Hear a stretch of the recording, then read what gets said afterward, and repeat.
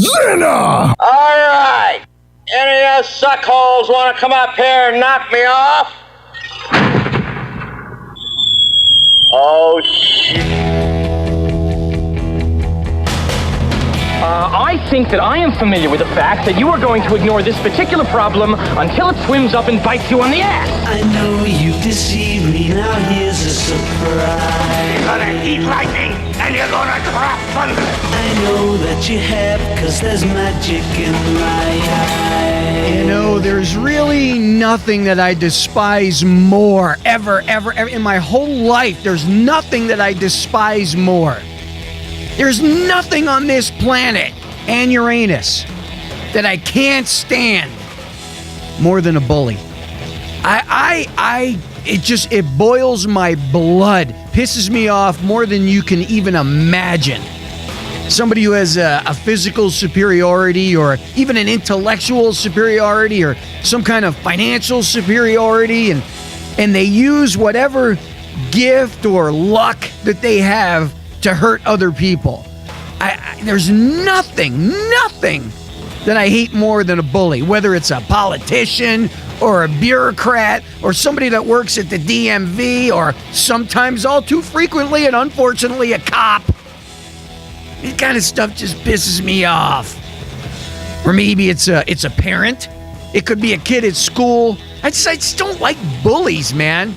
I can't stand a bully. I'm going to roll a clip here in just a second of somebody who's acting like a dick, a total dick bully, and all he did was win the genetic lotto.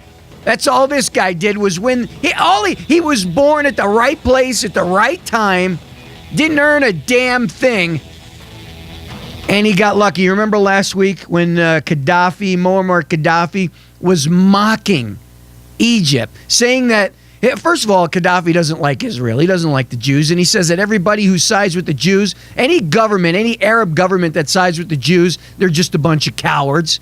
And everybody should mass on Israel's shores and get ready to take over Israel when the time is right. Gaddafi was mocking Egypt, making fun of them. And where's Gaddafi this week? Gaddafi's kind of in hiding. Yeah, because the people in Libya, the Libyans said, you know what? We're going to take some cues from Egypt. Let's see if we can talk. Gaddafi's been in control of Libya for, I think, almost 40 years. Check that. I think it's like 38 years, right? It's 40 or 41. 40 years. Mubarak was there just a hair, a curly brown hair, under 30 years. And he went down in, 19 days? 18 days? They took him out. How long do you think Gaddafi is going to last? Leaders all over the Middle East and Europe it's not going well. The guys that act like dicks, the tyrants. Look at Berlusconi. They have a democratic government in Italy. Look at Berlusconi. But he acts like a dick. And he disgraces his own people. He mocks the integrity of his own people by acting like a dick. I don't care if the guy gets a Hummer. I couldn't care less if he slept with with whoever. I don't care. It means nothing to me. But when he flaunts it and mocks the integrity of his country and his people, that's when you become short for your job, man. What are you thinking? All right, back to the North Africa, Middle East. Gaddafi, who a lot of people feel like has been around for way, way too long.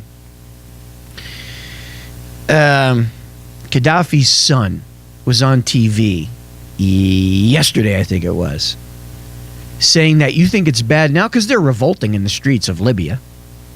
He said, you think it's bad now? I got some news for you. I got a news flash for you. Hit that, Casper.